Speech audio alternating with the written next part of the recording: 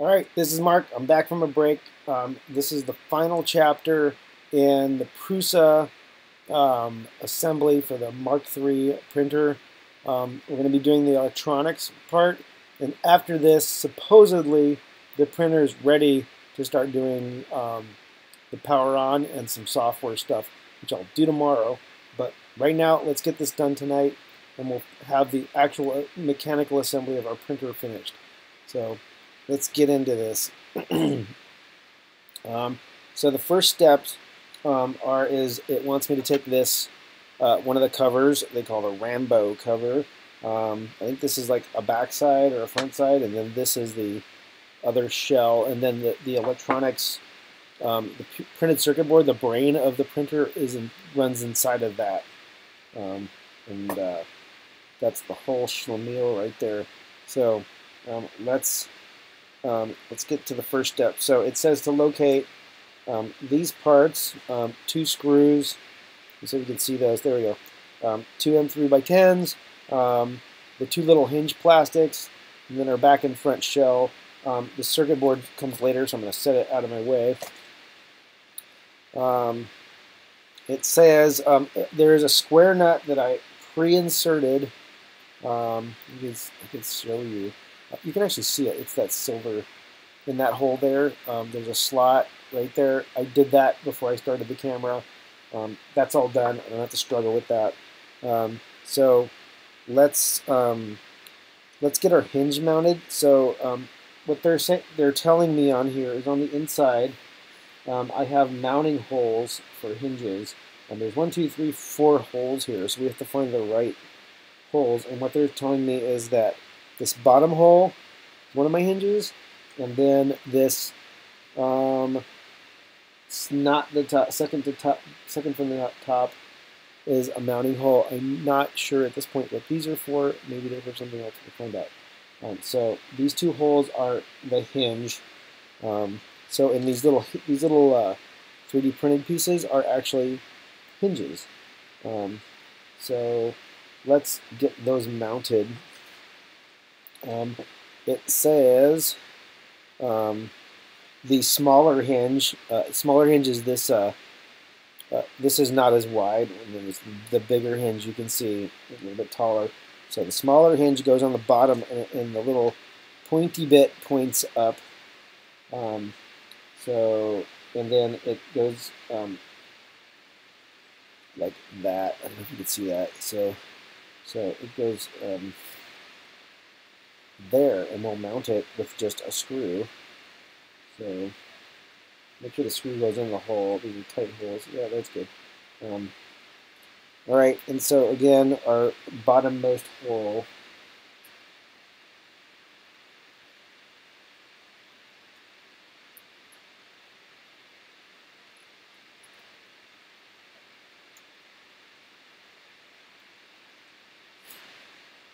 All right. Make sure it's angled upward. There we go. And I'll make sure it's straight. Probably gonna leave it a little bit loose. There. So it too tight. Right. I backed off on the screw so I can kind of rotate it a little bit. That way I'm not fighting it when I get the part in. So it says put that in, and then it says put the door that's hinging on the peg. So the orientation of the door is, I think that looks correct. That looks right. So it says put the door here on the peg like that, and that's the bottom part of our hinge. I'm not going to let this go because I know small printed pieces like this are really fragile, and if I just let go of the plastic, I can snap the hinge plastic off, and I really don't want to do that. So I'm going to hold that in place, and then it says take the second hinge, let's drop it into the hole, and then we should be able to find the hole for that. Yeah, it's the lower hole, so on the top there. So I'm going to hold that in place there. I'm going to get that in the hole. And then now I just got to find the hole on the metal, the whole entire alignment for that thing. It's slightly tricky, but I'm looking from the side of the edge of it on the metal. I'm trying to locate the hole for this. A little bit. It almost doesn't want to line up. So, use the tool here.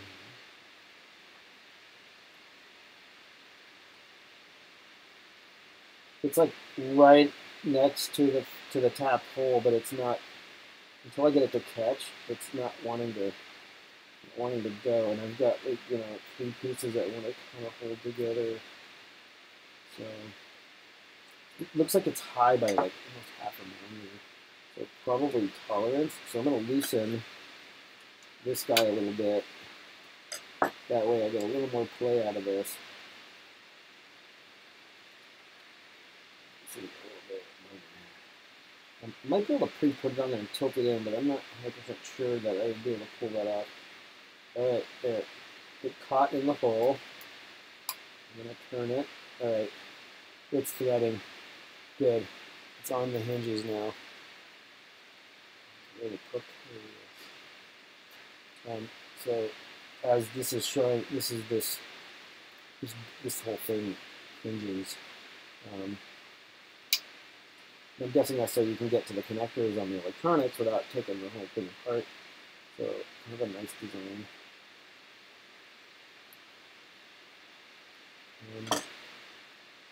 Turn freely, yeah. So I'm not fighting it at all. So that looks good. And then is that snug? Yeah, that's snug, and this one is definitely snug. So, all right. So that hinge is done. The second hinge is done. It says, before proceeding, the Rambo cover, please take the remaining and smallest spiral wrap from the package, which is the one we had in the previous step we thought was for our thing. Final piece of spiral wrap. It says, wrap it around the X-axis motor cable, and then leave about that much of the connector sticking out.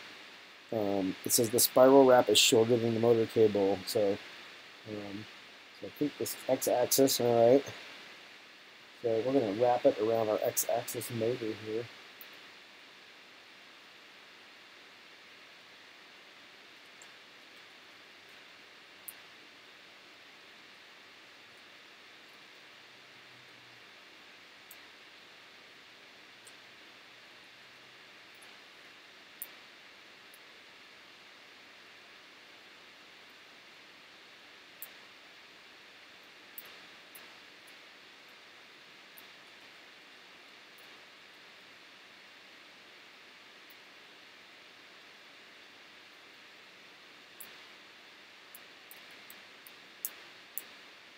Yep. All right, and I have it here up against the motor, so I guess that's like in the picture, right? All right, so there's that. It says there are 2 designs to the INSI board. They've made a change. It says make sure you recognize your version. So let me show you what they're talking about. So here's my INSI board. The pictures show, in my instructions, the picture on the left has these 2 connectors are at the edge of the board where they are in the picture. And then they said the alternate board is those connectors were moved to the middle, inward to the board a little bit. That is not my board. So version B, version B, those connectors are on a daughter board. So I guess they moved them up and away from something. So it looks like they just took the same board and added a daughter board. So something about, I did not get a daughter board. So I guess something about the assembly made it hard for those connectors to be in that place, or I think there was like new connectors or something like that. So I have version A of the board, obviously. So it says if you do have a daughter board, don't remove it. You put it on at the factory. It's there for a reason. So, but there's no functional difference. So I have a version A of the board. Your kit may actually have the newer board. It says for these steps, please prepare my Rambo board, and then the rest, pretty much the rest of my screws almost.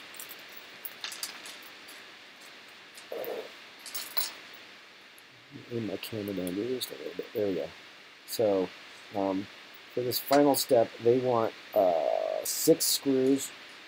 2, 4. They want 6 of these screws, and then they want 4 nuts. So it's almost everything in the package. There's only this one screw remaining. I've had steps with extra screws, and I'm pretty sure I did everything right. So whatever, as long as the printer works, right?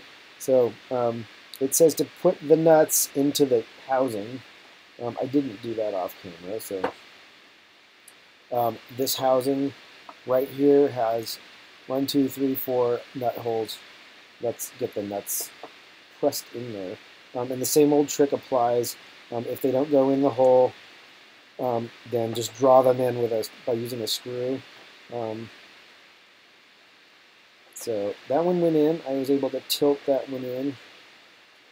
Yeah, some of these 3D printed plastic pieces have just a really tight tolerance, and you have to literally pull the nut into the hole. And this one, I might be able to just some fingernail. Right? Yeah, that one's tilting in. I'm going to probably draw that one in, but it's staying.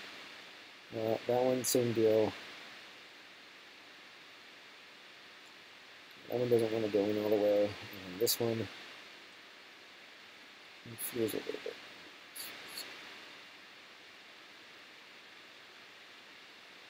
Nope, as soon as I mush it in there, it tilts. So let's try to get a screw around these, and then we'll tighten them in. So I put the M3, put the M10, M3x10 screw in the back side, engage it with the nut, and then draw the nut into the plastic. There we go, that one is really easy. That's one down. So that drew it into the plastic. The next one, same deal.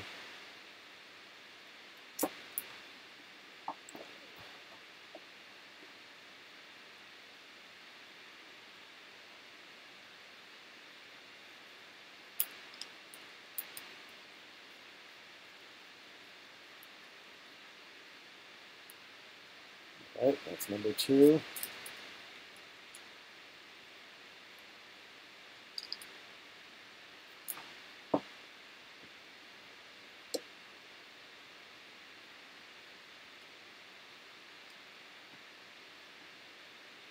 Number 3.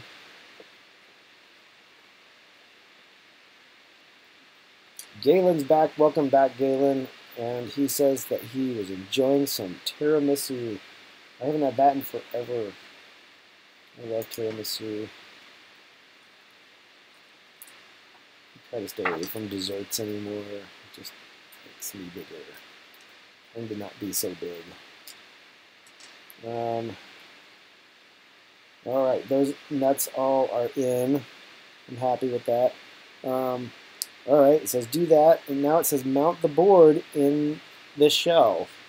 So let's line up the chassis the way it is in the picture. And then I got my these connectors on this edge, the open edge, as it were. And then I dropped it in there, and then you can see the USB connector lines up with that hole. I'm kind of amazed that people are still designing designs with the old style USB-B when there's a mini B version of this connector. It's been around, and now there's a micro B. But this is kind of like old school, and if it were me, I'd probably design this board with not the giant connector. Maybe there's some advantage to it, but I know that less and less equipment has that old style cable and connector. And I would just, if it were me, I'd go to like a micro B, like what's on a Samsung phone. because I know worst case I have a charger cable laying around somewhere, and I could use that to connect to my printer if I had to. But finding an old D cable sometimes is like, where did all my cables go, you know? So just note for designers, you don't need to make it look like an old style HP printer. Ditch that old style B connector. So this, I have to get, I'm going to do a trick. I have to get the screw way down in this back, and every time I do it, I drop the screw, and then it goes sideways. So the trick I'm going to do here, I'm actually going to pre-drop it in the hole, like that, and then hopefully, I don't fight this, but to line the USB connector, but at least it's mostly the way in there now. Yeah, there it goes. Now it's in there, and I can get this threaded without fighting it. Yeah, screws in really tight places, you know. So I threaded it. I didn't tighten it. It's kind of sloppy in there. I want to get these other screws in before I tighten everything up. So everything lines up. Same thing there. Just a few turns in.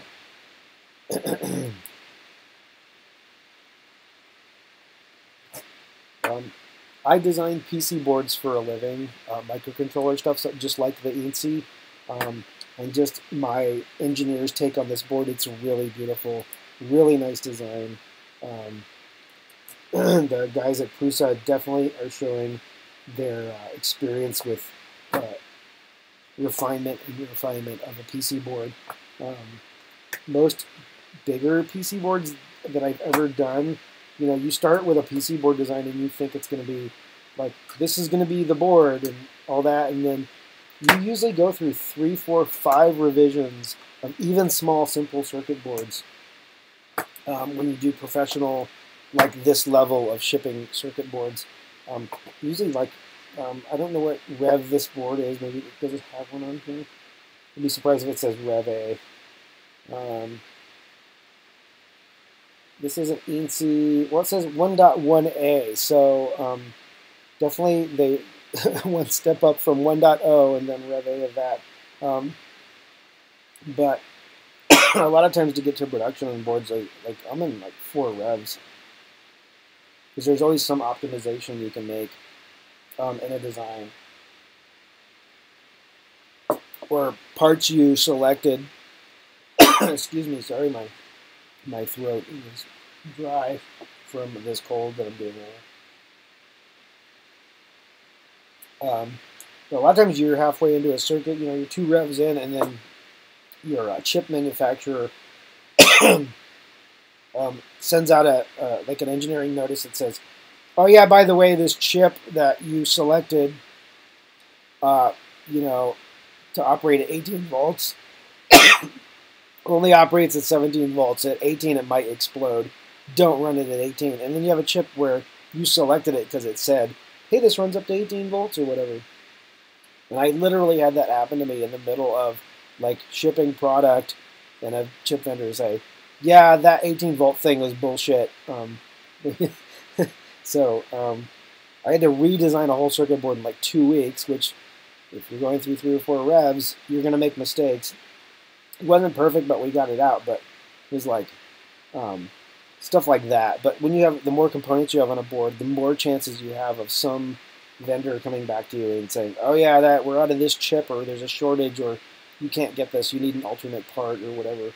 So, but overall, I'd say this is a really beautifully designed board. It's really tight. Yeah, I'm just I don't know. I'm kind of in love with the look of it. So really cool stuff.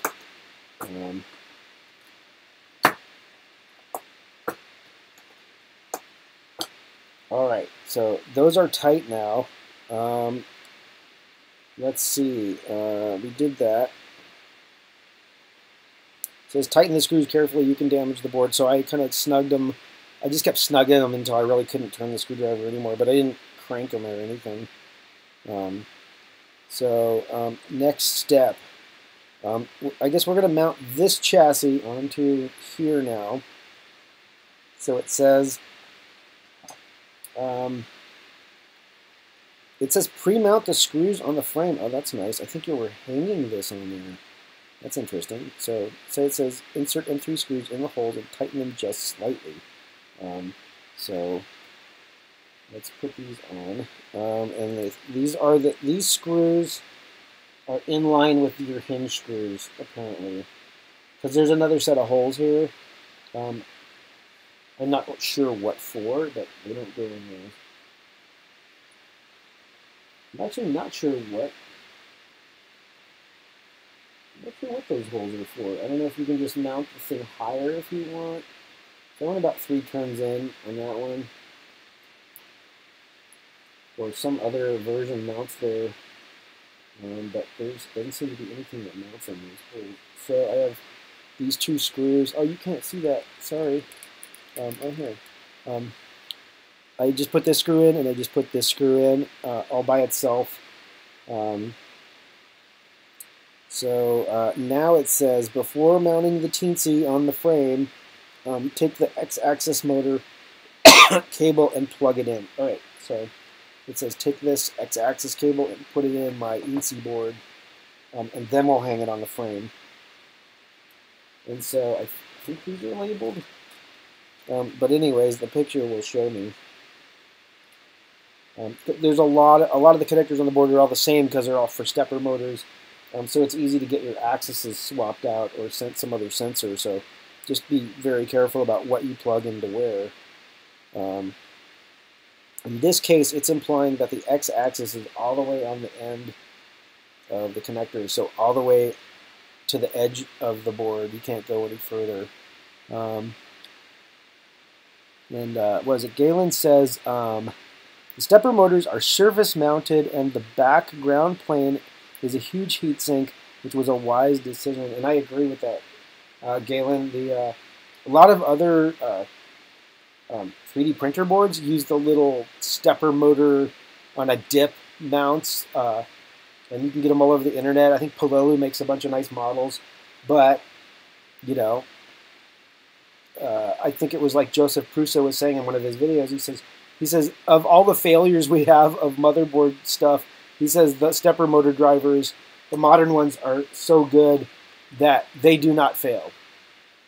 So why put that on a socket if it's the thing that almost never fails on your board? You never have a customer return because of a stepper motor driver. So just put it on the board, save the money of making a socket and all that stuff. So that makes your board smaller.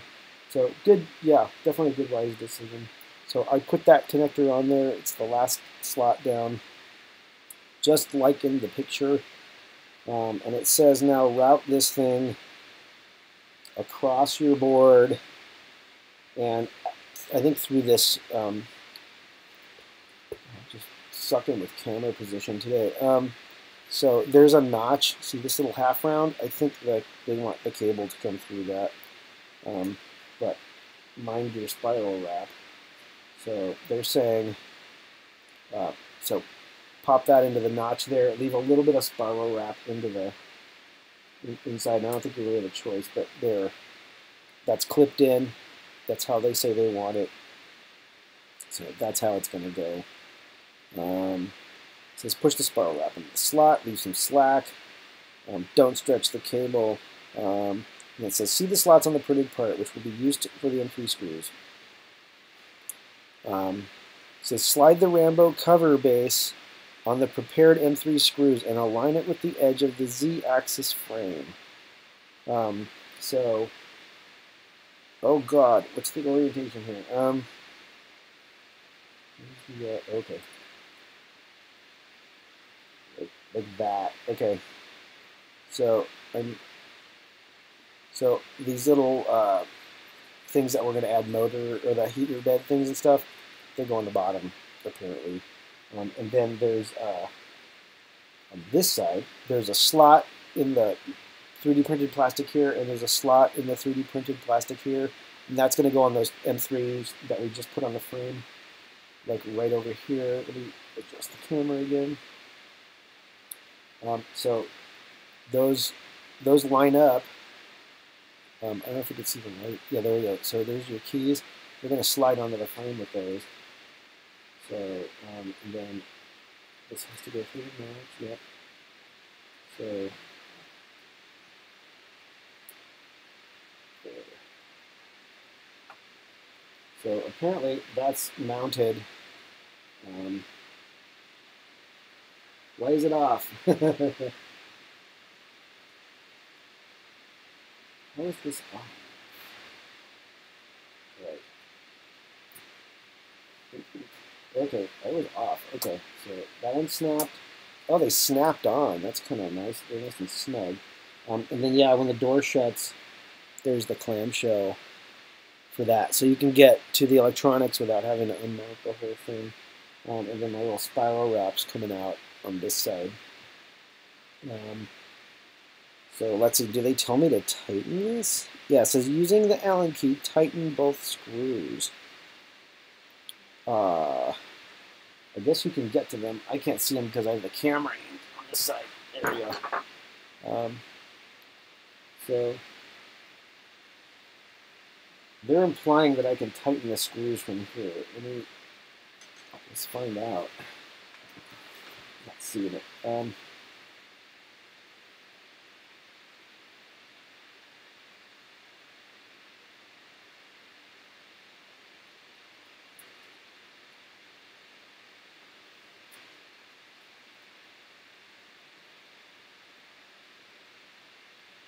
Okay, I'm gonna get to the bottom one because I think the end. Oh, I see.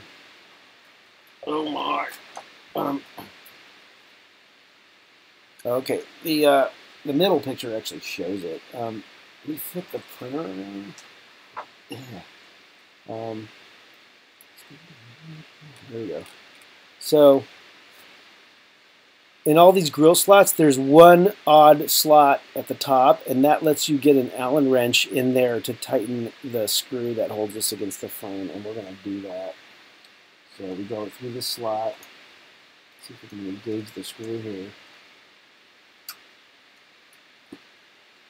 I'm doing this like I have the camera. I don't want to get in the way of the camera, right? So I have to kind of do this a little bit blind, but I can kind of see it. There it is. Okay. So you can do this with a normal Allen key. I just have this is a good $5 investment of an Allen key tool. It's a 2.5 millimeter Allen key, and it works for all the socket head M3 screws, right? So the actual hex on the tool is 2.5 millimeters. That's what the socket head's hole size is. Even though it's an M3 screw, it's the socket's hex head is a 2.5 millimeter hole or socket. So, so I invested in a 2.5 millimeter tool like this. They're like $5 at most, local hardware stores. Not your Home Depot, but God, every town's got like a hardware store, right? That has everything that Home Depot doesn't have. Or McMaster Car, if you order stuff on there, just throw it in your cart window. Or on Amazon, I guess you could find them. Okay, so I've tightened both of these screws down. My power supply's on there pretty solid. Yay.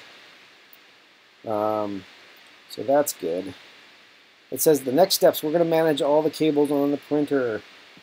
They have tested this several ways, and they feel that the way they're going to tell me to do it is the most efficient. So I'm going to believe them. So they have a picture of the undercarriage of the printer and all the cables and where they're routed. It says turn the printer on its side and start from the bottom all the way top. So let me make some room here, and I'm going to turn this printer on its side. I'm going to route this little bugger. Alright. Make sure I'm not pinching any cables. There we go. Alright. And then I'm going to adjust the camera so that you get the doctor's view.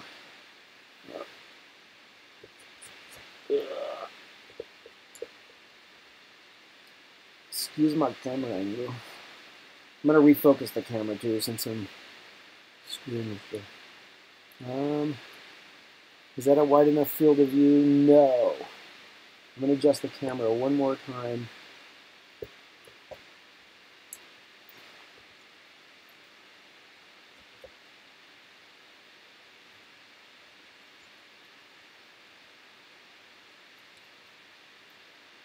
Sorry to give you all motion sickness. I have this mount that's really weird. It's not like it's not the most pleasure to adjust, but there's your field of view. There's the whole bottom of the printer. I'm going to move the little picture that's in the upper corner out of the way so that it's not, I'm going to move this out of the way. There we go. So that's the bottom of my printer. This is the LCD end, and this is the rear of the printer. Let's continue on this routing step.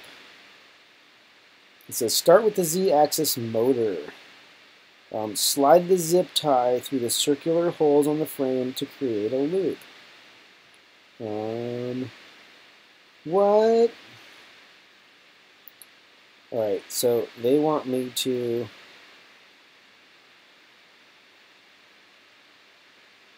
Okay, there's some holes in the frame that I can run a zip tie through. Let's get some zip ties ready.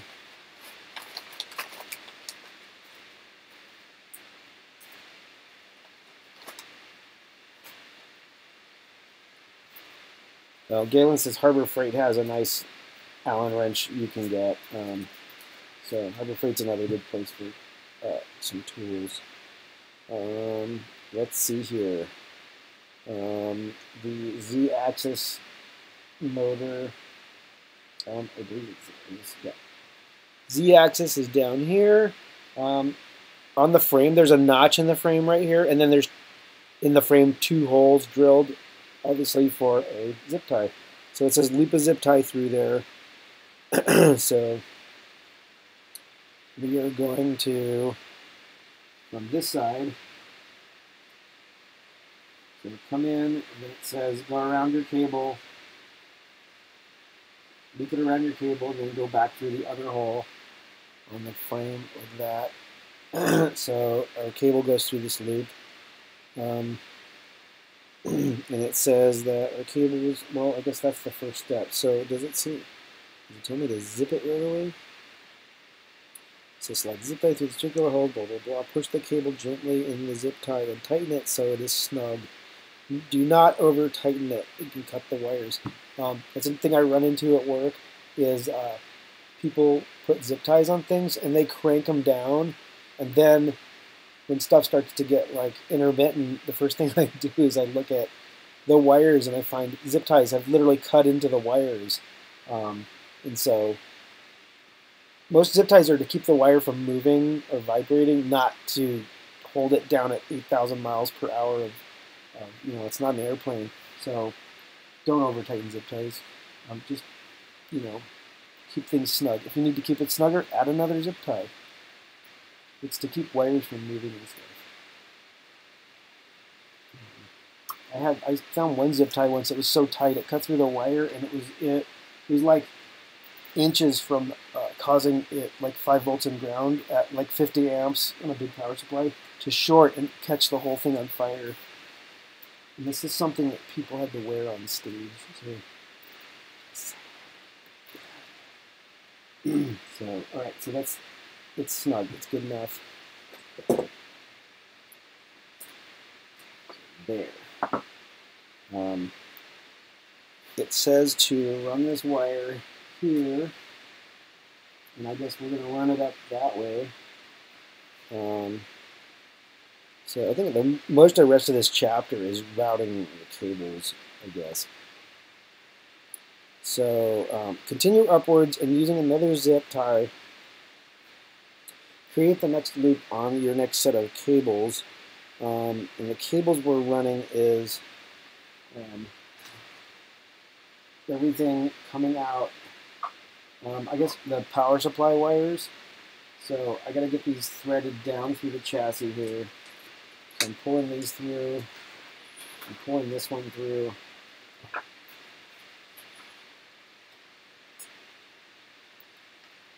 All right, so these are going, and they're going to continue up this spine here, and then there's another anchor for zip ties right here.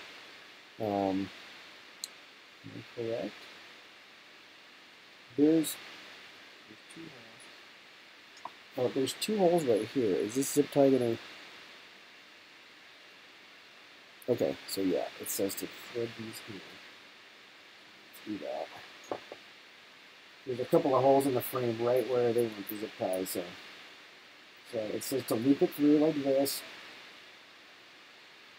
So I have this loop here. Put all my cables up into that channel. My motor cable right there. And then I can go ahead and close this, and then we'll tighten it as we get the rest of this figured out. There we go. So they're held. And then same thing, it says make it snug, don't over tighten it. So I'm just going to arrange, before I really tighten it, I'm going to arrange the wires in there so I don't have a lot of mess. I don't have a little traffic jam of wires.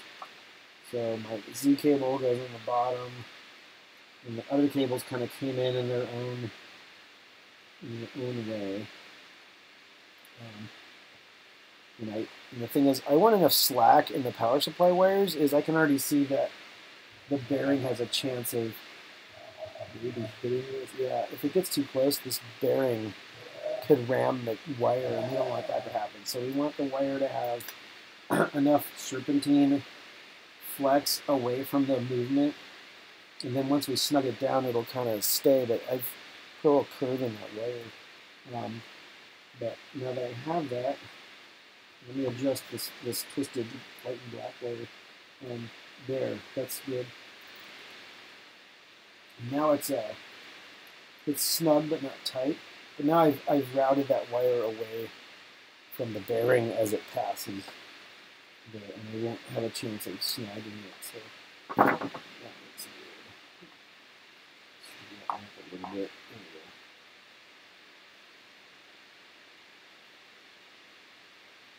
There we go. Okay. Next setup, we have the Y-axis motor enters the bundle, and then another zip tie. That's right here on this notch. And I think this, yeah, these all keep going straight up. This is going to end up in the, let's see this. This is the power supply wire. It's going to end up in this power supply eventually. I think under or over or whatever. But we're going to do this, secure these now. So I'm getting all these wires gathered. Might as well pre-add the zip tie. And then things will be stay in there.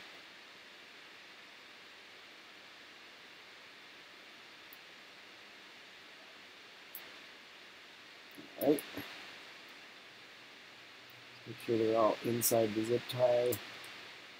Yes, yes, yes. And then we have our new Y-axis cable.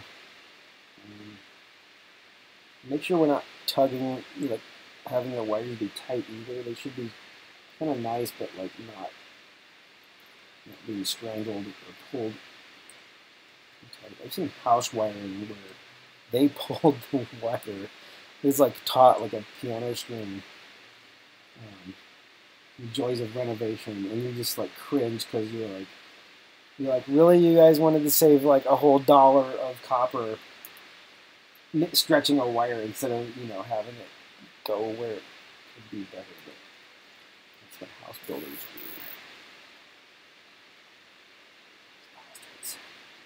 do. Alright, so yeah, that looks good. It's not, I don't want it to be tight. I don't have tension, so but it's all those wires are snug in there. They're not going to go anywhere. Spin that off. All right, we're making progress. The wires go through the tie wrap 2 times. I'm pretty sure not. What? What are you trying to tell me, Galen? The first one. What?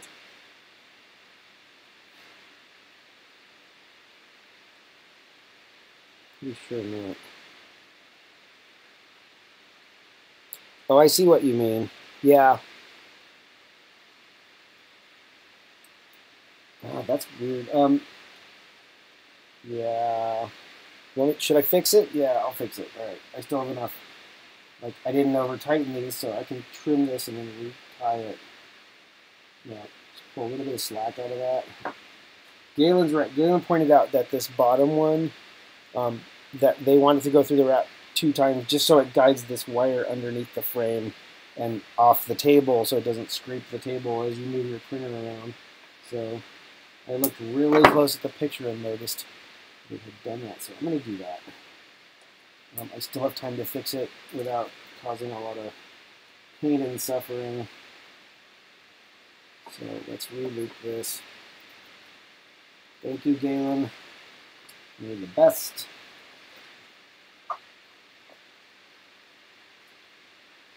Right, let's get this around. Let's make sure I have the slack it needs to actually do such a thing. Yeah, I see what they're trying to do. There we go. Okay. It just kind of wraps around, back and through.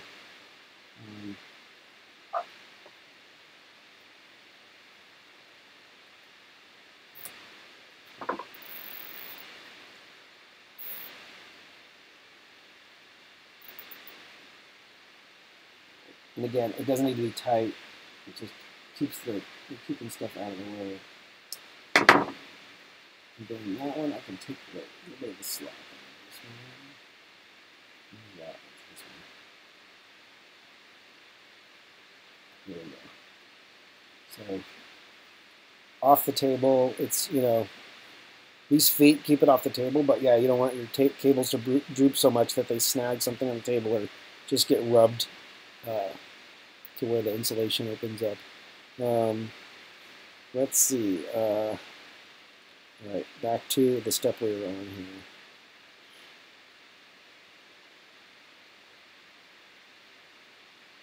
Okay, we did that one.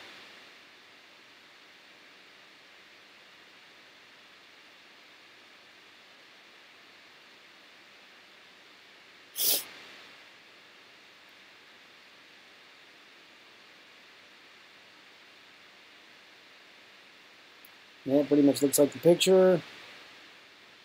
All right, it says now take the LCD cables and gently push them in the aluminum extrusion.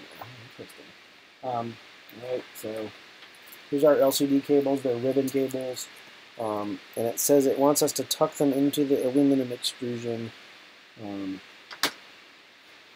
this top side here. So up on the inside, let's make sure we can get them together. So with one and then the other. So let me look at the picture really close to see what they mean. I think they will fit in the T-channel once you get them in there. So it says take them both and stuff them in there and then just guide them in.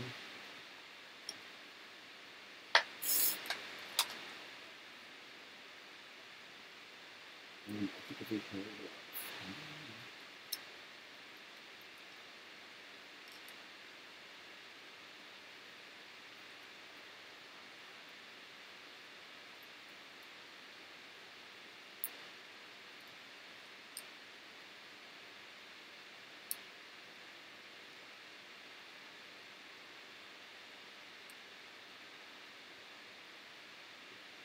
Yep. Just tuck it up in there. Just kind of get it to go inside the channel. The channel's wide enough to take the cable, so once it's in there, it kind of flattens back out and stays.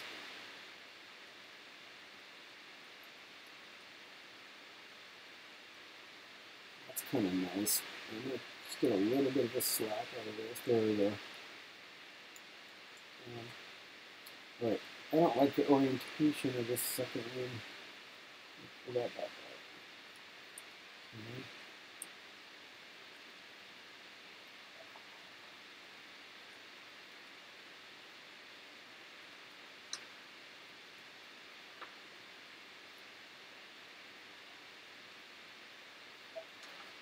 Once it's in there, it doesn't want to come out there. So I got one of these wires folded over the other way, and I don't really like that. So I'm trying to get this back out.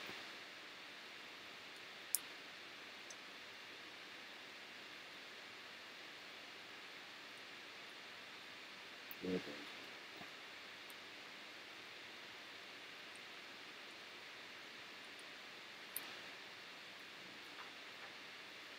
There's a red stripe on the cable. I just want to get them together. The picture shows it that way. I just don't want to. I don't want to be sloppy on this.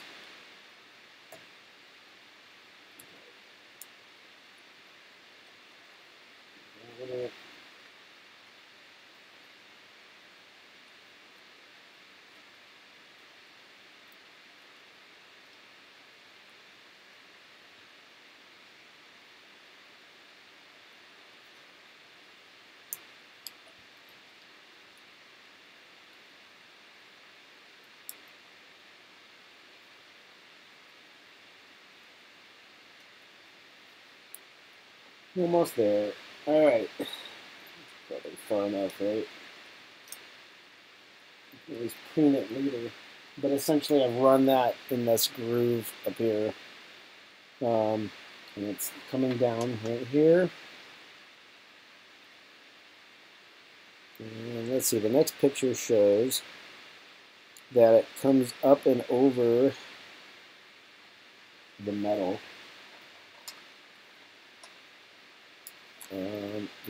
Oh, it's coming. So there's an indented groove. Oh, there's an indented groove right here in the. You can see that. Yeah, the metal has like a little indent here, and we're gonna run a ribbon cable through that. Let's get the wire adjusted. So that's going into that groove. It keeps it from dipping too far down to the work surface. And it goes off and away.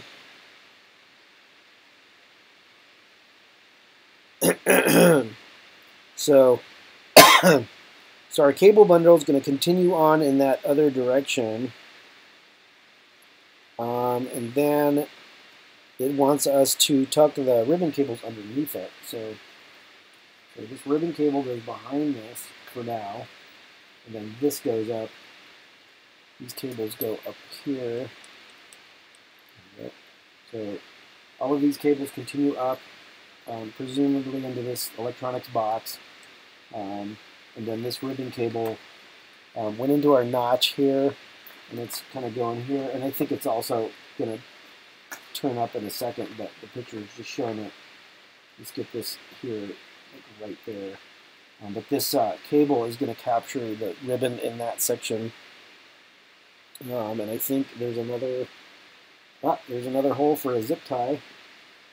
So let's do that.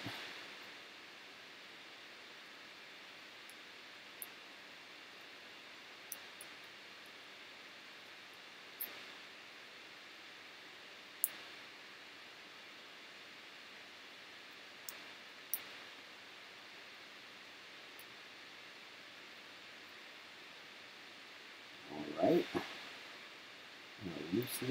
Does the ribbon cable go in that zip tie or not? I don't think it does. No, it doesn't. It would kink it. So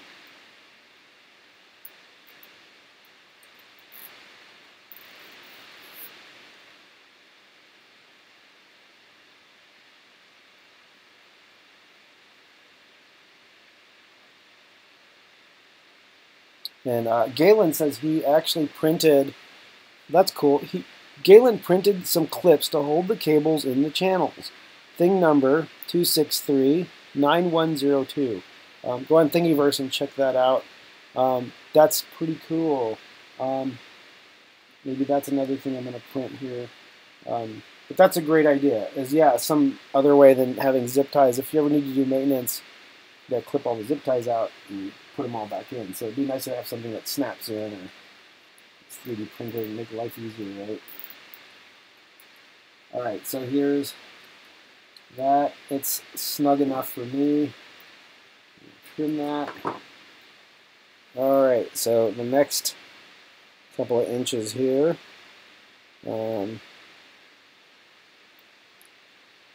Let's see, we did that. It shows that, so we're on that step. Okay, we're on step 20 in the guide if anybody's interested. It says, slide the zip tie through the circular holes on the frame to create it. Okay, so we're up here now, and we're putting a zip tie through that thing to keep this motor. We're bringing this motor into the loom. So let's see. And is this a double capture like the other one? Probably. Kinda. It at least goes through on that side. So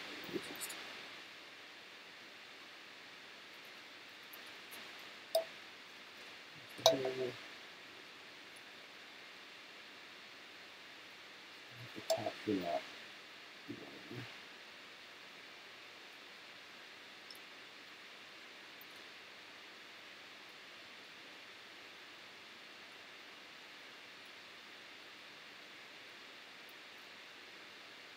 I'm not going to close that yet.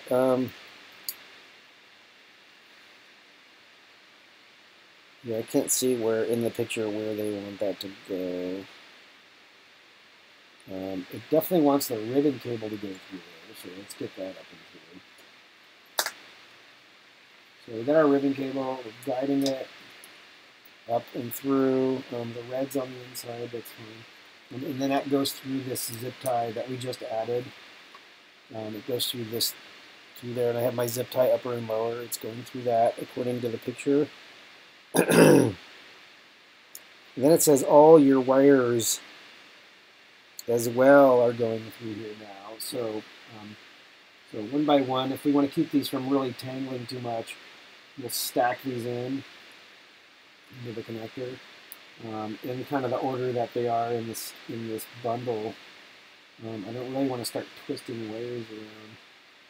That stuff that was in there first versus stuff that was in there later.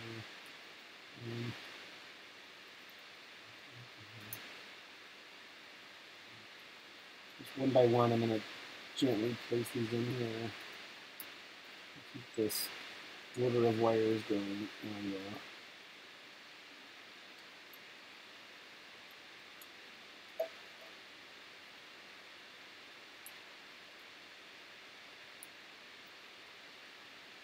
That. And then that one curves up and around. There we go. That's all of them. They all come under this structure here, and then they come through this zip tie. And we're gonna fasten this in.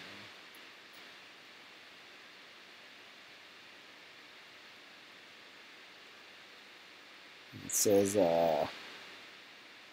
says tighten it. Yes. I'm missing. All right, so that whole bundle went through there.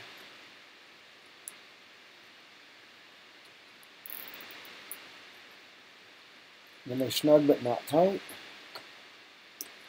There we go.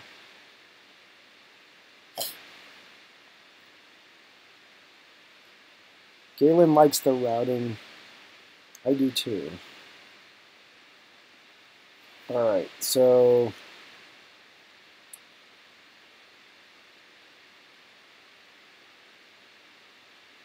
yeah, it says this particular zip tie shouldn't definitely don't over snug it because you'll damage your LCD cables. So yeah, it just needs to hold them in place. They're not going anywhere. It's not holding anything. So it says that's it. Your cables are organized. Let's connect them to the ENC board. So put your printer back on its feet, and we'll connect this up. So let me clear some space out here. Tilt the printer down.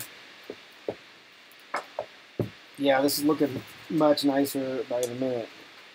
And so I gotta get this positioned and the camera so that we can all see what we're doing here.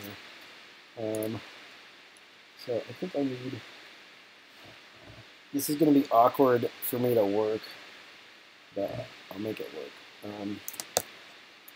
do I have? I'm going to move this light. Can I move this?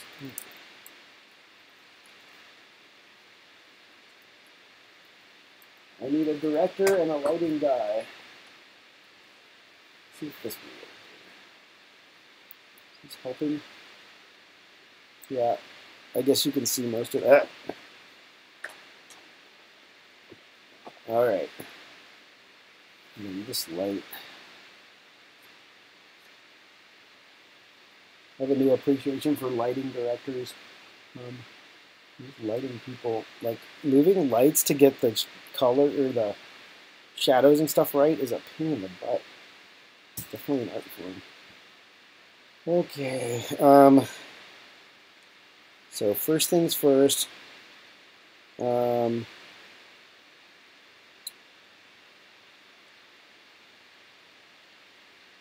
So it says run a zip tie through your box. Okay.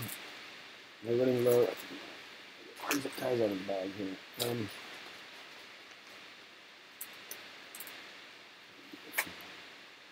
All right. So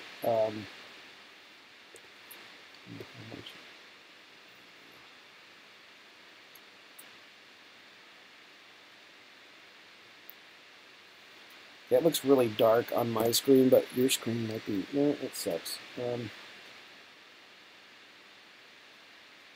It's funny how much light I can see here, but that's probably better. At least you can see something. Yeah, these halogen lights are a pain. Okay. It says run a zip tie in and back out of the box above this hole, so it is going like that.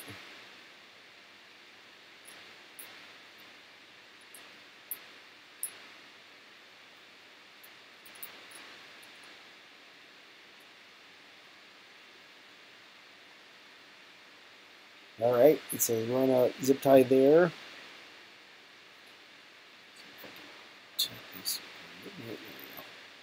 I guess we can see that.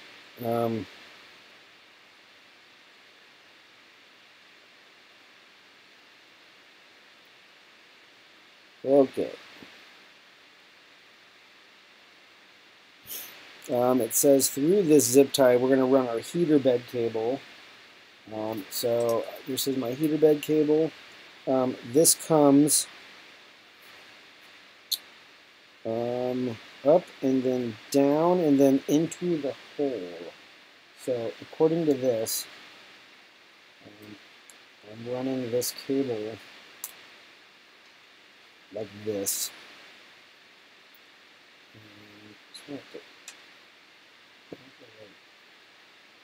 Relaxation. Right, so this goes through my groove.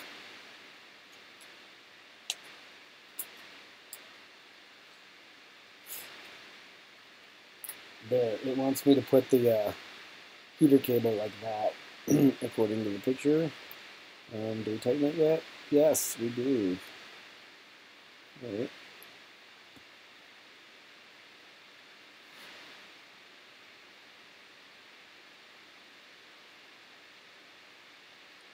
It says if you have the one with the nylon filament, then you're going to be sliding it into a hole somewhere in the case. But in my case, I don't have that, so.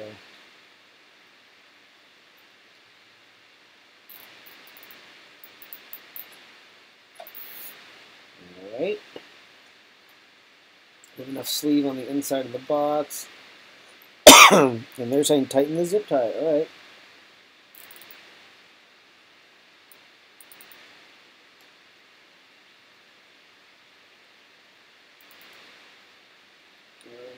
Yeah.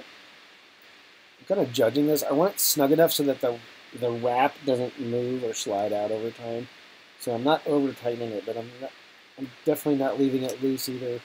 But that looks like a good snug. The cable wrap is captured enough that it's not going to pull out of the housing. I think there's enough cable wrap on the inside of the housing that I'm not going to get like cutting through the edge of the wire or anything.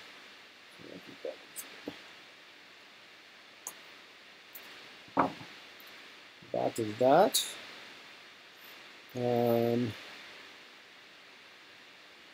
It says, okay, important and crucial to connect the power supply and hotbed cables in the correct order to the INC board. The positive wire must be connected to the positive slot. There's 2 versions of the cables with a different coloring system. There are older cables apparently that are that have a black wire and then another black wire with a red stripe, so the red is kind of hard to see. And then the newer wires are a black wire and a red wire fused together, which is what I think I have. No, not on the heater wire, sorry. On the heater wire, I have the black. You can barely see this. You can see that little red stripe.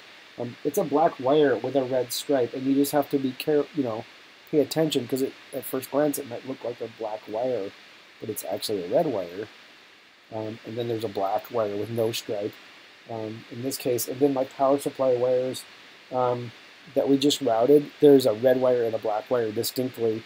The photos show a similar wire that they had. So, so mind your wire colors in this situation. If you hook them up backwards, you can do damage to your system or break something. So, so let's see. Version A, both wires on each pair are black. Positive wire is marked with a red line, like I just said. Okay, so it says connect wires from the PSU and heat bed to the INC board in the following order. Red arrows indicate positive slot. So in the photo, here I'll just show you real quick. Here's a photo of the INC board. So they're saying there's A plus, A minus, B plus, B minus, and C plus, C minus. So we have to read the instructions and make sure we really get these correctly, especially plus and minus. So we're just going to kind of go through these one by one. So the one labeled A plus, A minus, it's a green color in the instructions, and it says it is the first cable from the power supply unit. There is a second, are the power supplies even labeled?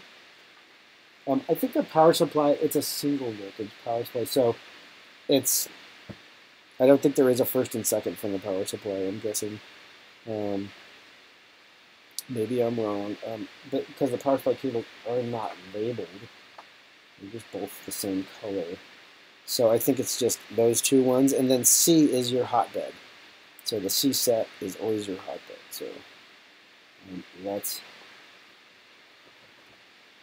get this. I think I'm going to lay this on the side. Can I safely do that? Because I can't, with where the camera is at, get in there with a screwdriver without blocking the camera. So I'm going to take this up. It's okay for me to do that at this point. Make sure all my cables are safely not pinched. Alright. There we go. Let's see, can is this possible? Yes. I guess you can see that. So our C wires are, now that my board is reversed, the C wires are the furthest from my little 5 amp fuses. So and that's my hot heat bed. So I'm gonna hook this up first and get it correctly where it needs to go, because the other 2 power supply wires I don't think matter all that much. So let's get these. So the last wire is minus. So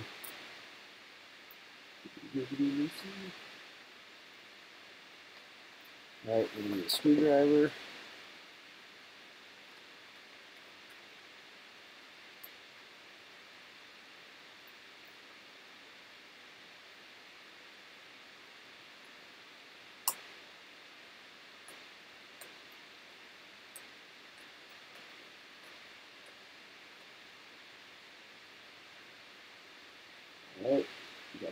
And then our next heat bed wire is the red wire, or black with a red stripe, and that is the C plus wire. And that's the next one in. So we get this wire up. So let's get that one up in here.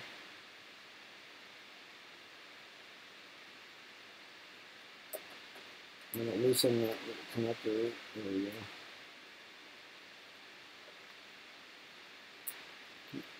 I know it's hard to see. Maybe I can get the camera up and over for you guys.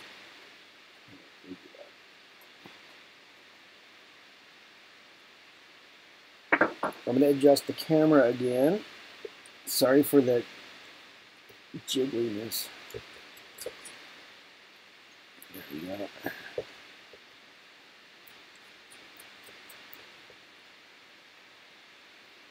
Then, hopefully that's better. You can kind of see the me do what I got to do here. Right. So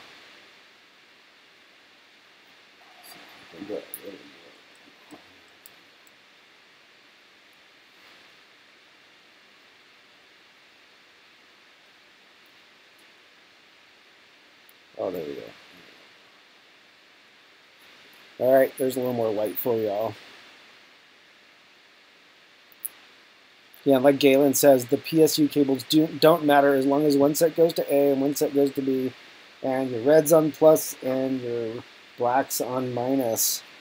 You should be fine. So let's get the power supply cables in here. Oh, God. We're all right. Thought I was going to tilt the whole thing.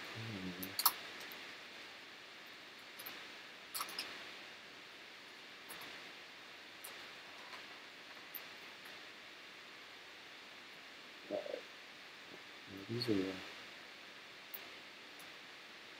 it would have been nice to be able to add the, I guess that'd be hard to do, is put the power set, or put this electronics unit on the frame after you hooked it all up, but I don't know if that would have been, like, harder.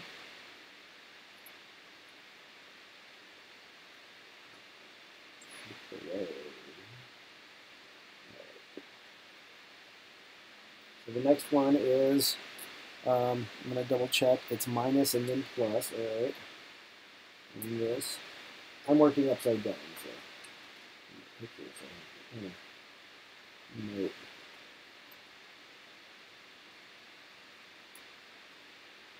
I'm hoping you can still see all that. And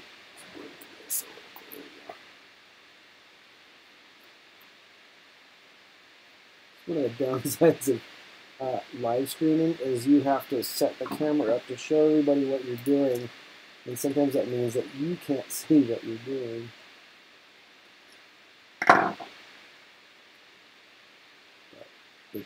I'm kind of glad that some people are going to get that this might help somebody who gets this kit. Because yeah, some of these things are like,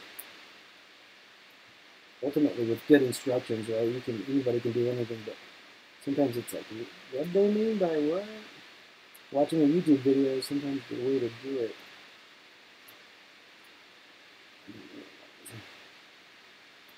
This wire, this particular power supply wire, and I could probably get a little bit of the slack out of it. There we go. That one's good and snug.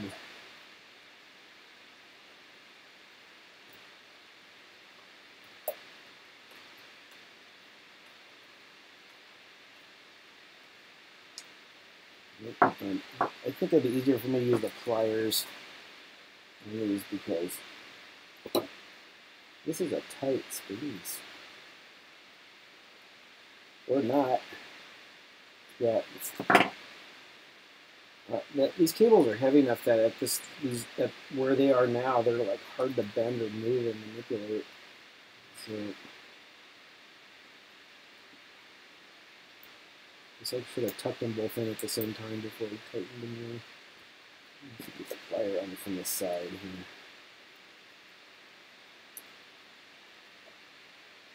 There we go.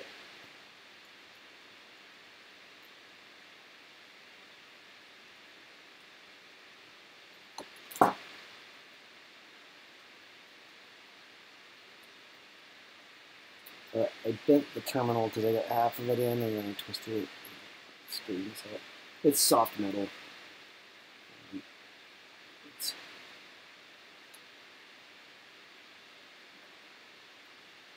Yeah, this is a really tight space to be putting wires in.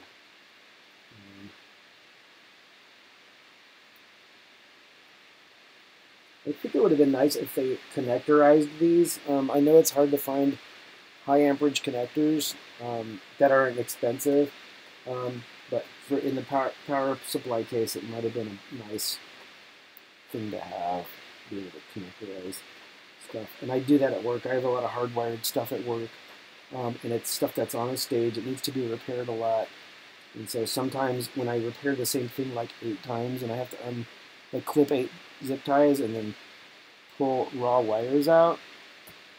At some point, I come to the, I figure it out in my head, and I'm like, yeah, this right here would be great if it had a connector. And so I'll go research connectors, find a Molex connector or whatever, and then I'll fix it. I'll go to my boss and say, hey, if we fix this here, then if it breaks 5 minutes before the show, the crew can fix it with a spare. They don't have to call me in like before a show and get all that extra money. So that has worked out well because I fix a lot of the things at the bench now instead of having to go down on the stage.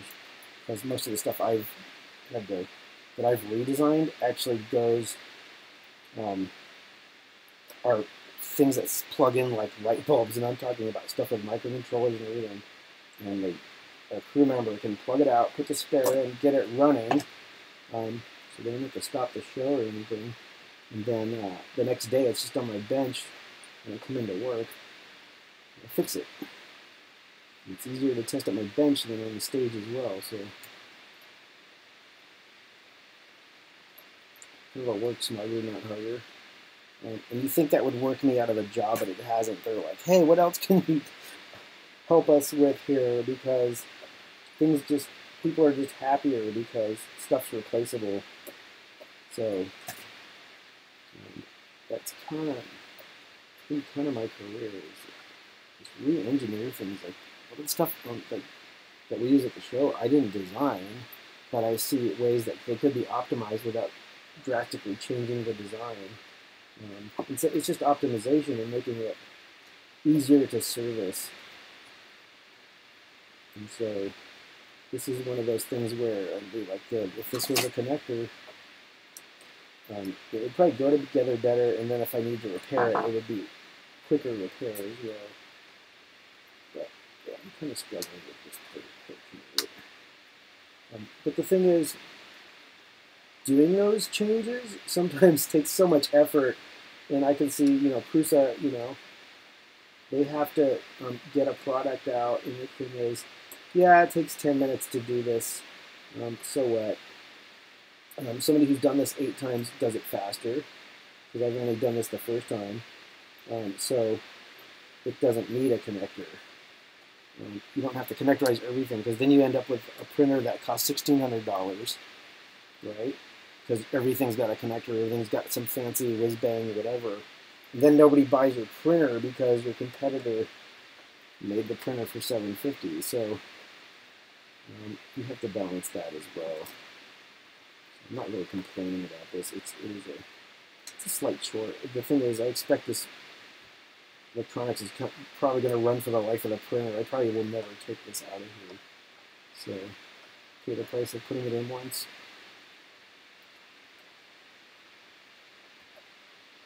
Alright, so these are all snug in a way. I know they're not going to back out on me. I'm just double checking them. So, okay. Yep, not moving. Not moving. That one's really good. Yeah, these are solid. I'm pretty sure they're not going to come out on me. Double check my pluses and minuses. So if I remember right, A plus, red, A minus, black, B plus, red, B minus, black, C plus, red, C minus, black. So they're all in the right order. They're the right thing. Looking good. That's probably the hardest thing. Everything else, all the your low current stuff definitely plugs in because they're inexpensive connectors. Yeah, high current connectors are expensive, so you tend to just use lug terminals, and they tend to be more reliable. I'll give you that. So next one. All right, so PSU cables. All right, now it says identify all the motors using the yellow labels and connect them to the board. So my all the servos or steppers, sorry, have these little yellow bands on them, and they're labeled Z. This one has another Z. That's okay. I have 2 Z motors. That makes sense. This one's labeled E for extruder. Can you not see? Oh, there you go. That one's labeled E, and then whatever else in that direction. So, and then the one I already plugged in has its tag on it. So that's good. At least you know what goes where. So it says, try to achieve similar cable arrangement inside the cover as to the picture. And give yourself room to work with. Okay, so I'm going to zoom in on the picture, and it shows X, which we already did. The next one is Y, and then your 2 Z's, and those don't seem to matter because they're in the same motor signal. So sorry, I'm rotating it for me, but I'm blocking it for you. So let's get.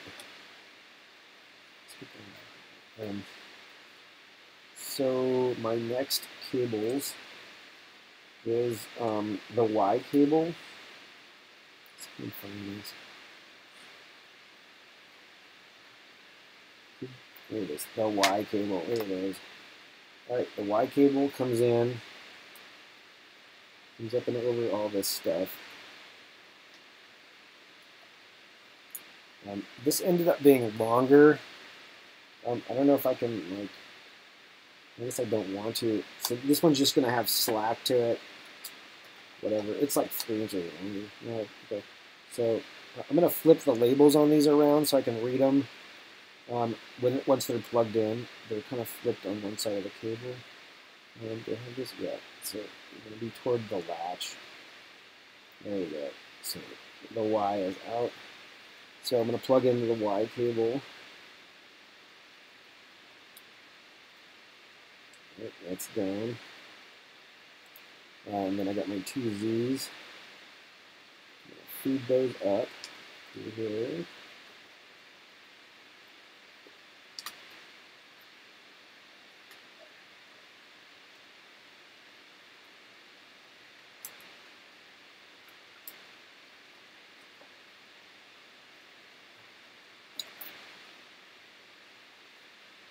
Alright, I got 2 Z cables.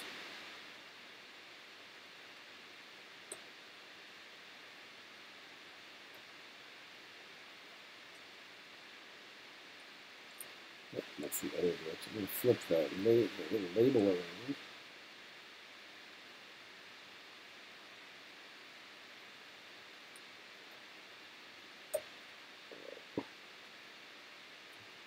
And make sure the wires click in. They're little cable retention things that you have to press if you want to get the wire back out. So that's those. They're in. And to be able to get the lid back down, it's implying you want to tuck these under, but I'm going to put the last cable in, and then I'll rearrange these so that this label, that the cover will close properly.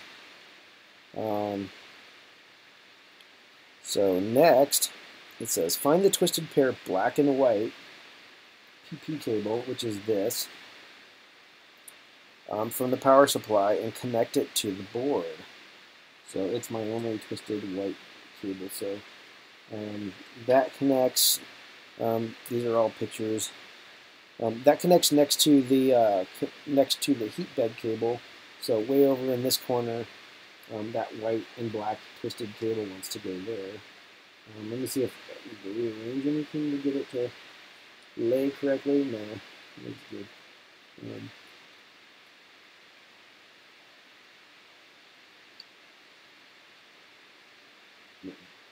Maybe a thermocouple cable. I'm going to get it routed in a way that some slack there. I'm going to change it.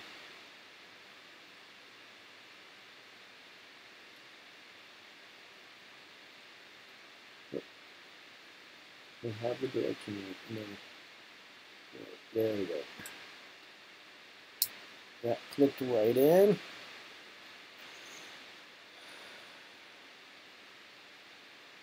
It says to tuck the excess.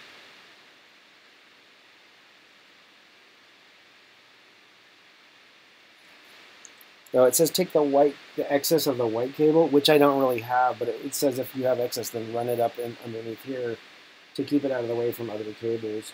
I am I'm gonna run this across. No, that's fine. Here it is. Okay, I'm gonna run it under this other bundle. I'm gonna redo this. Yeah, just plug it in, look at it, evaluate it, see if you need to run it so that it's not tangling other wires. So I'm gonna run it underneath this other bundle, and then that keeps everything together. There, and then that's kind of out of the way. It's not in anything's way. So I got more comments here.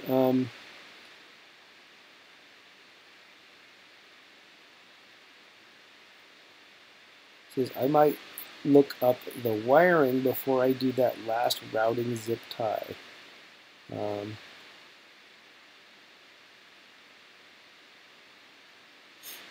Oh yeah, and he says it would have been nice. Galen says it would have been nice if they used black and red crimp connectors instead of all red connectors. That is interesting. Yeah, I think most of these crimp connectors, the coloring on them is for power supplies. These particular power supplies is the color is usually the gauge of the wire and not decorative. Like really heavy wires have yellow, and then smaller wires have red. Even though these are heavy gauge wires and they have red, so that doesn't match what I just said. So I don't know. Maybe they do come in colors, but yeah, having black and red would have been a nice way to solve that problem. But it is what it is.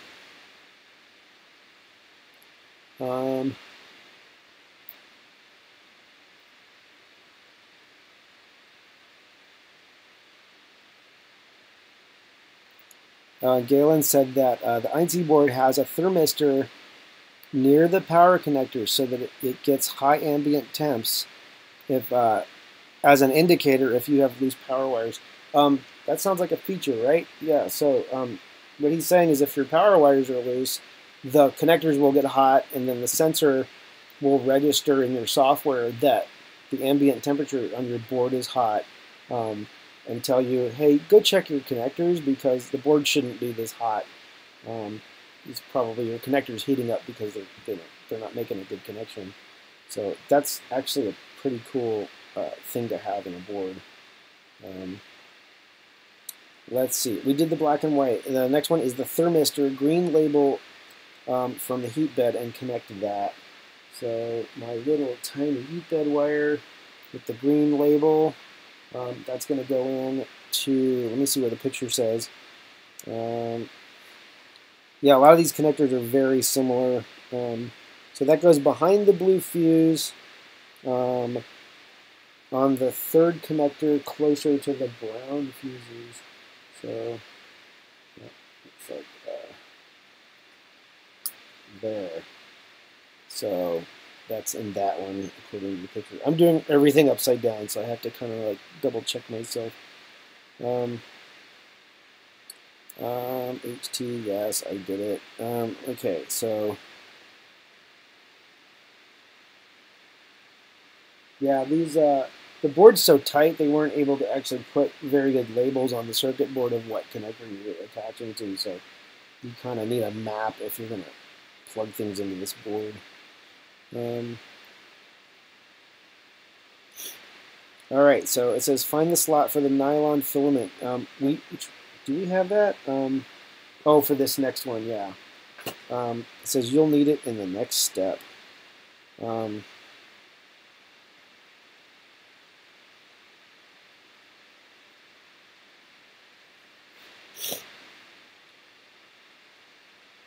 Okay, it says pay attention to the single wrap with excluded filament. So we're going to have to we have to redress the end of this cable so that this nylon filament comes out one step before the rest of the wires, according to this.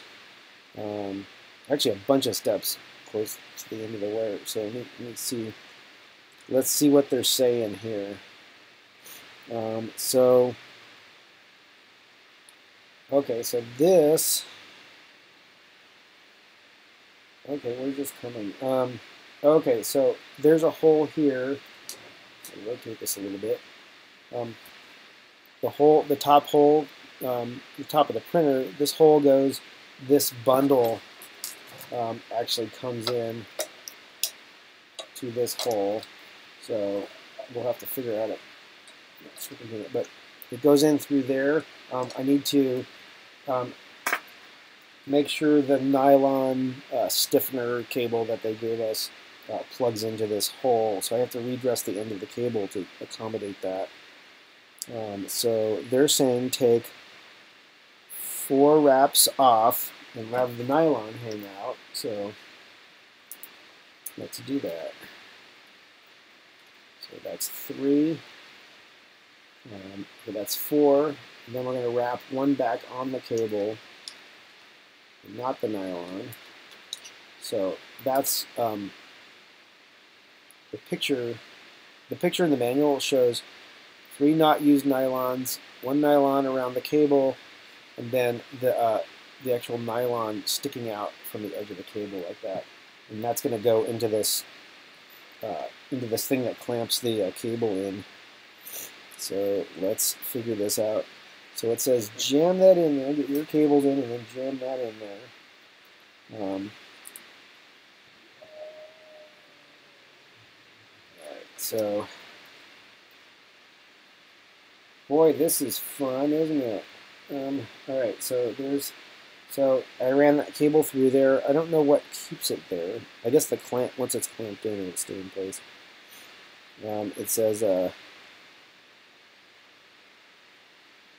It says have patience putting the cables in. If you go too hard, you'll break them. It says get all your cables through the hole, and then put the remaining spiral wrap back on the cables. So I'm gonna. I guess we're letting that extend through. This gets through the hole. It says be patient. Yeah, there's like a tight groove, and you have to get everything kind of melded down into that.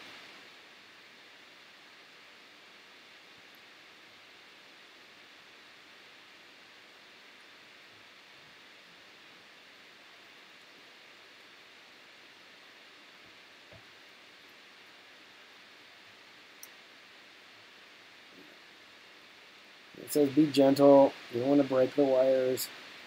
So we're just kind of rocking it in slowly. There it goes. It's going. All right. So it nestled down in there. My nylon went through that hole. Now it says wrap. Does it say wrap it and the nylon, or just the?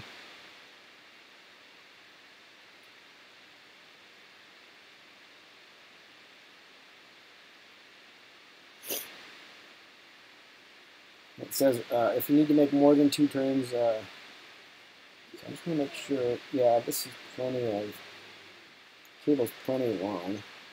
And it says wrap the remaining tie wrap back around the cable. So let me get my hands around this.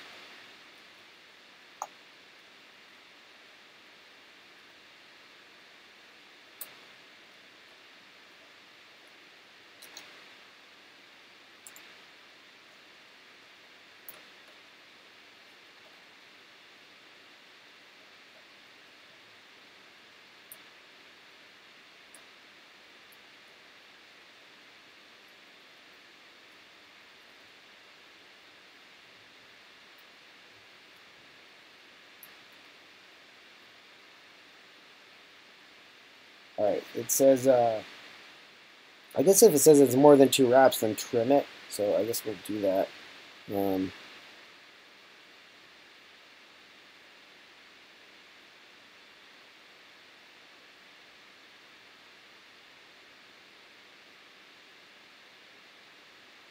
Yeah, it says if you need to make more than 2 trims, cut the wrap. It says it doesn't matter if you wrap with the nylon or go inside the box. Or not. Okay, so Galen says it doesn't matter.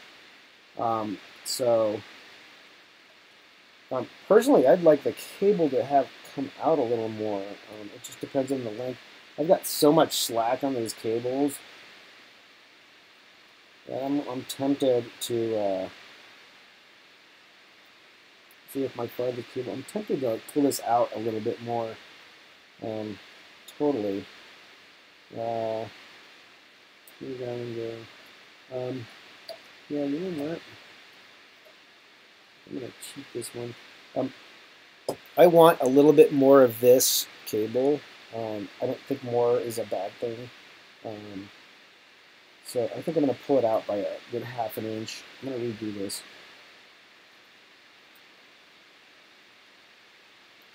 If I can. Because I've got so much extra cable in here.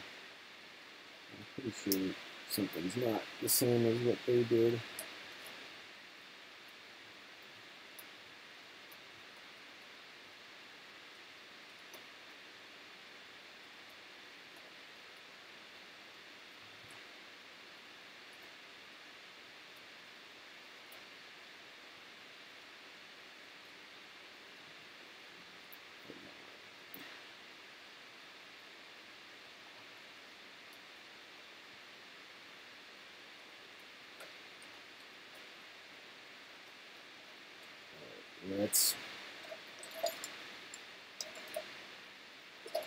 Let's change this a little bit.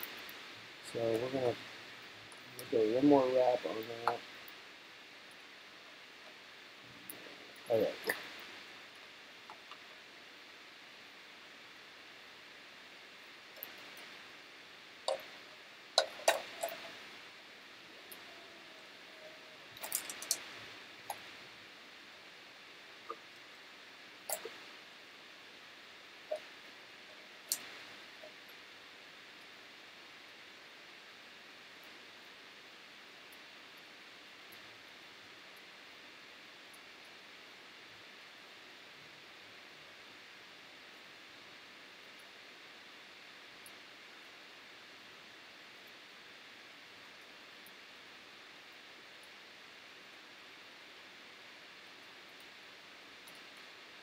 Yeah, this step is definitely requires some patience.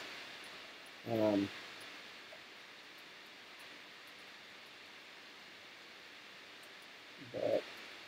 there's probably, I'm sure somebody will come up with an improved way of getting the cables in the box. And I probably would have just made a clamp for this. I don't know why it needs to be so special like this.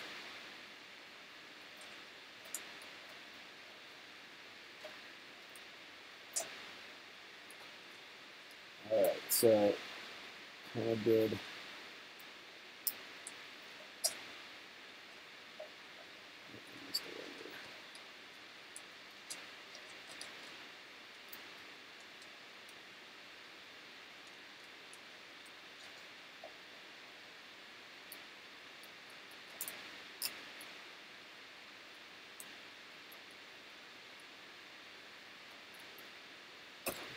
Oops.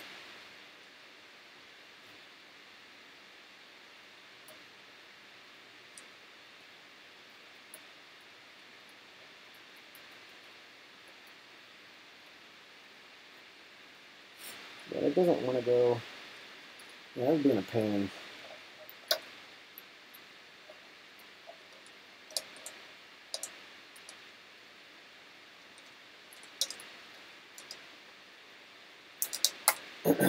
Yeah, I'm not sure.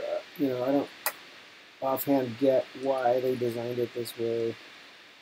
It's kind of a weird way to get a cable through. But whatever.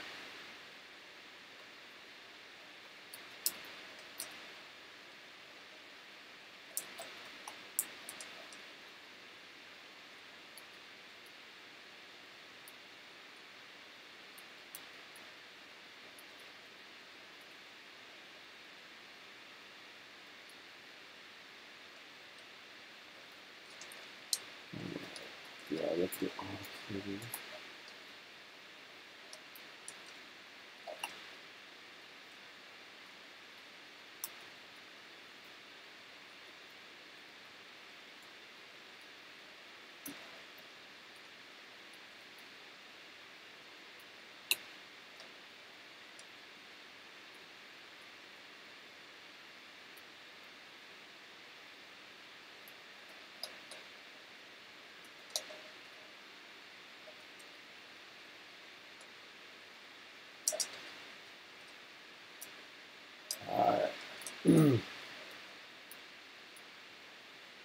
Yeah, this is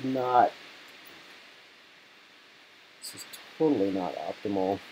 What are the yeah, Galen says the most fiddly part of the build. It's not going through the hole to my satisfaction, so I'm gonna get this right. But it is a little bit frustrating. Like, why? Like, you ask yourself, like, why design it this way? What's the point?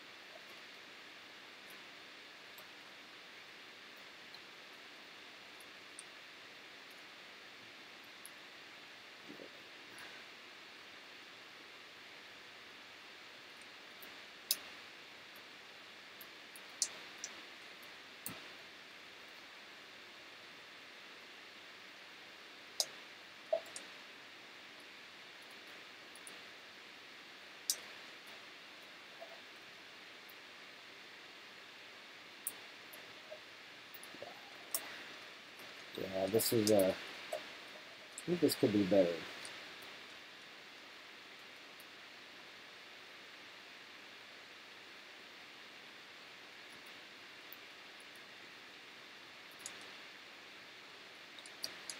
Yeah, the way this comes together in the box is really kind of lumpy.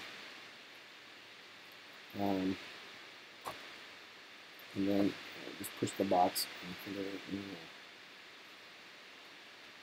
Let's tighten that back up a little. I'm guessing,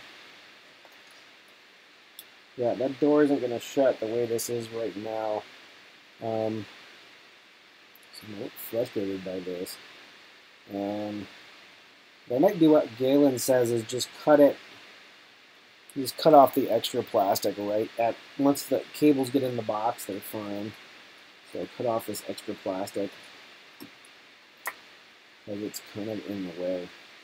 All right, here goes nothing.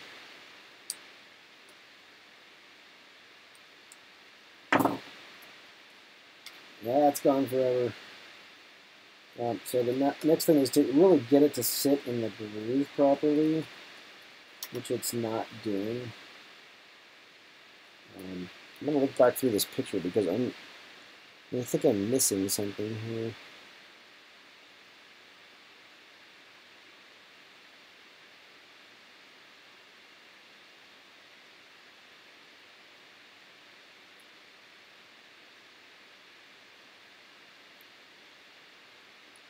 I guess we're zip tying it in eventually, but yeah, this is a screwball. I think this might have been nice fabric wrap, right? If they're converting things to fabric wrap, maybe this was a good candidate for that.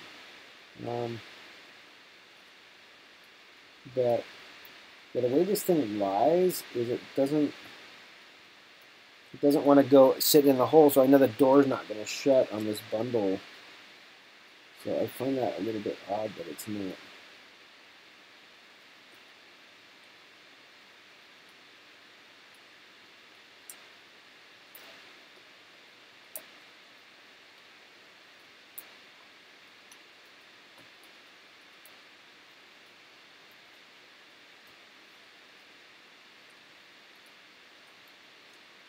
yeah, this hole, it seems like, isn't, well, it's not sitting down. It's not getting in the hole. Like there's a whole gap behind all this. Let me figure out what I'm doing wrong here. It needs to be free.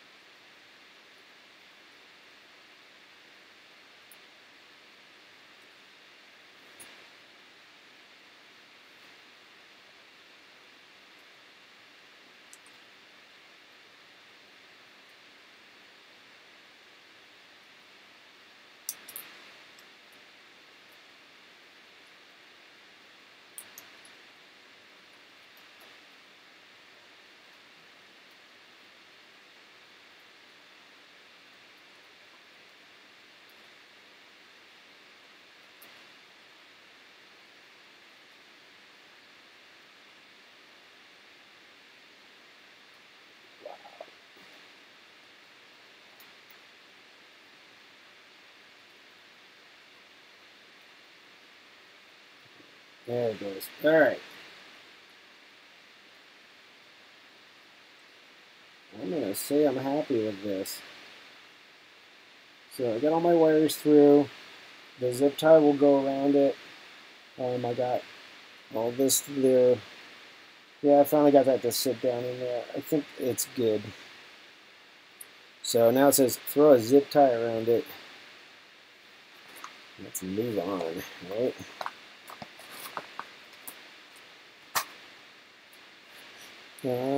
What direction are we zip tying this? Oh, so.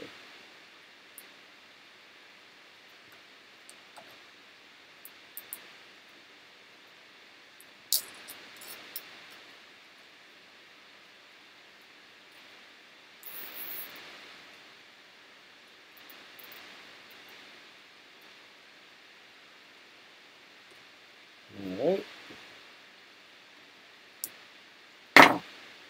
Good enough, right? All right, sorry for that giant pause. Yeah,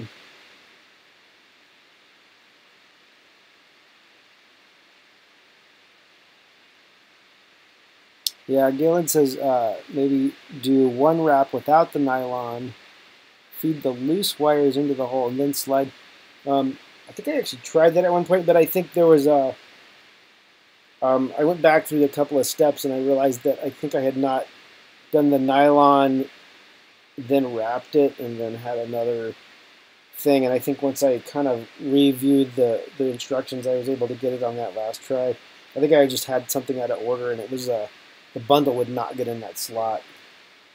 So I think this would be a good, like a future redesign would be a good thing where instead of a zip tie here, is you had a screw-in clamp like we did for some of the other wire stuff. Is two screws that clamp in the wire bundle.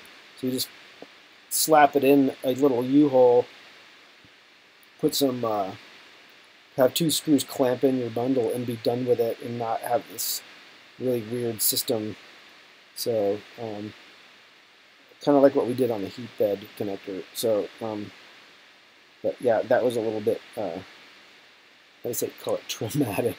And there's plenty of room above this. You could print a 3D print a bigger space that manages your cable inlet on that, something a little bit more generous.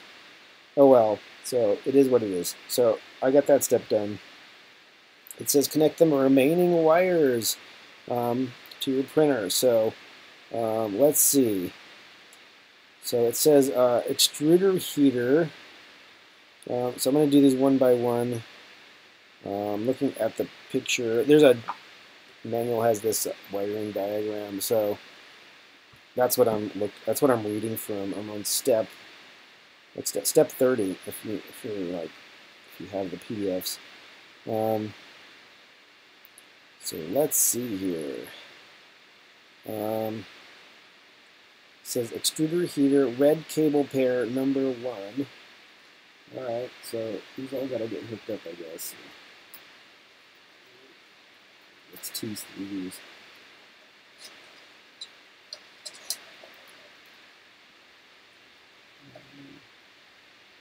Alright, that's everything from the bundle here. It says my red cable pair, which is the big wire. So let's fish this out. Make sure I didn't tangle this with anything.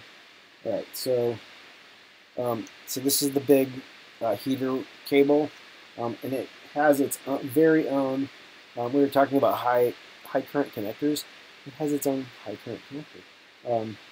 So that is only going on one place on the board, which is over there. So, and it only goes one way because they've already attached it. It's pre-keyed. So I'm just kind of noting. All right, that plugged right in, and I'll dress it in a minute. I think we're going to dress everything downward is what we're going to do. So we'll figure it out. The left hot end fan, black cable, number 2 in the picture. So the hot end fan is a black cable. That is the one with the fabric on it. So let's tease these cables out, make sure I'm not tangling anything. They're kind of wanting to one direction here. Not the cable. Not cable. So here's my hot end fan. Okay. So, and then that cable gets attached next to that red one we just did. So apparently that's this 3-pin cable here. Do you have it the right direction? I think I do. Alright, that clipped right in. And then the next one is the front print fan, which is the black, red, yellow cable. So this cable is the print fan. That goes next to that other fan cable. All right, that's in. Let's see. And then our filament sensor cable, which is our red, white, and blue cable, right here. Filament sensor goes way over. Wow, what a strange connector. They put it in this. I wonder why they did that. On the board, there's it's the same connector that the ribbon cables use, but we're plugging this single row little connector in one row of the double row. So I wonder why I wonder what the reasoning behind that was. I wonder what the other pins do. But they were probably experimenting with some other filament sensor, I'm guessing. Or it was like a later add-on. But it goes there. It goes on the white side in toward the edge of the board. The red wire goes toward the outer side of the board, and it's on the row that is closer to our power supply connections. So, did I get these lined up here? Yeah. Okay, so that's where that goes. That's a really weird connector choice. I'm just betting that they were still kind of experimenting with that at some point. Let's see. We're running low on cables here. What do I have left? This cable, what is this?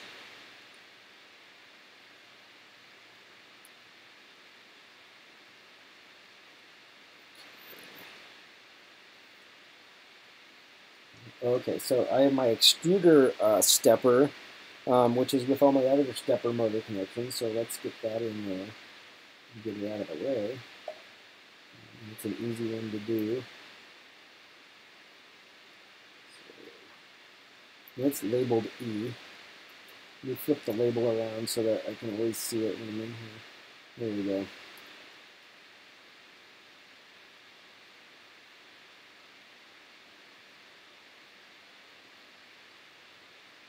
Wow. All right, that's in. I think I got 2 wires left here. Extruder Thermistor, green, yellow label.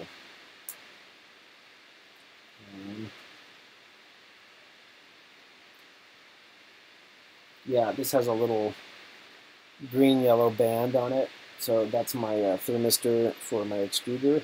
And then that says that it goes in this 3rd slot next to the chip. And we already have something in the 1st slot, so we know the 3rd slot is not in the back. So let's make sure I'm not tangling wires when I flip over everything. That'll work. Alright.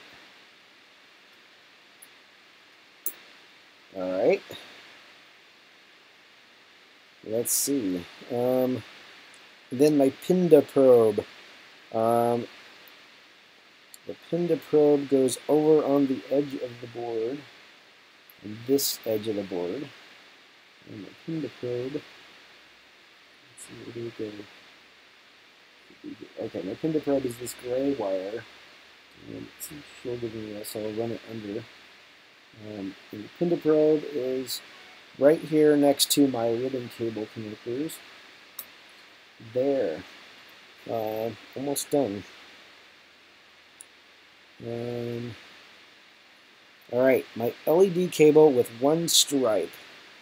Or LCD cable, sorry. LCD cable with 1 stripe goes toward the edge of the board, and then the next cable that's in parallel is the double stripe one. It's a keyed connector, so it'll only go one way.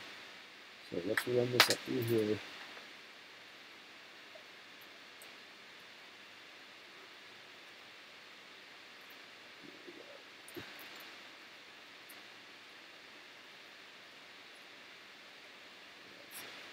Cable fun, huh? Alright, 1. Then my key is toward here. So the one labeled key 1 is, double checking, on the edge of the board. Okay, so that's the outer one, and then this is my inner cable. Actually, I can do that one first because it's one's over the ribbon's over the top of the other one.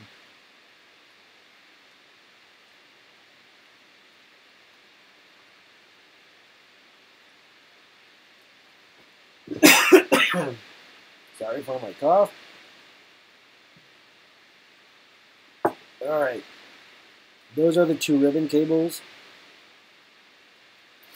Holy cow. Look at all these wires.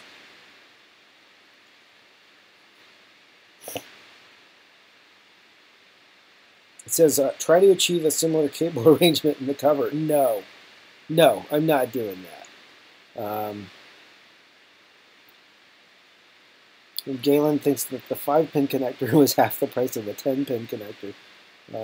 Probably. It wouldn't surprise me. Okay, verify all your connectors, which I will do after this podcast is over. They have a chart telling me that all of these things should have these colored wires in it. And it says finishing, close the cover. So I'm going to try to dress these cables out so that they come out the bottom of the box. And we'll try to get the wire, the screw in there. But yeah, there's a lot of excess wire in here. So I think trying to tuck is kind of like, wow.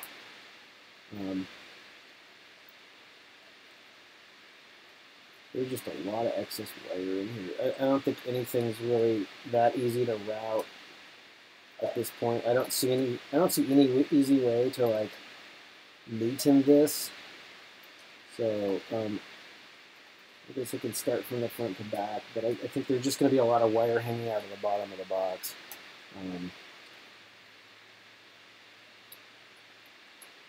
So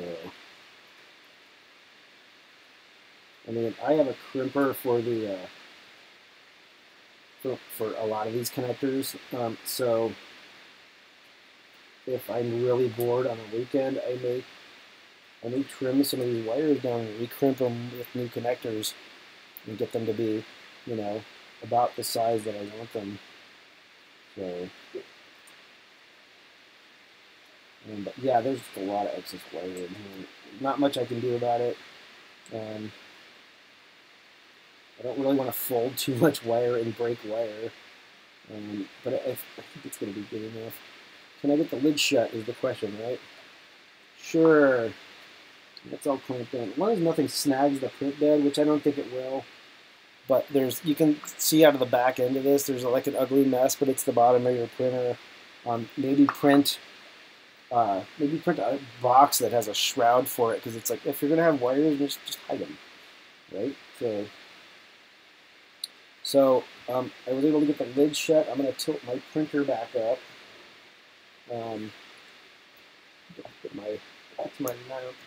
Okay. All right. And then it says take the last screw, which is this 40 millimeter screw, and then run it into the outside of the box. Let's see if I can show you that. So right here, this screw right here, and then you can close the lid on this. Apparently, I ripped the lid open. So there it is. All right.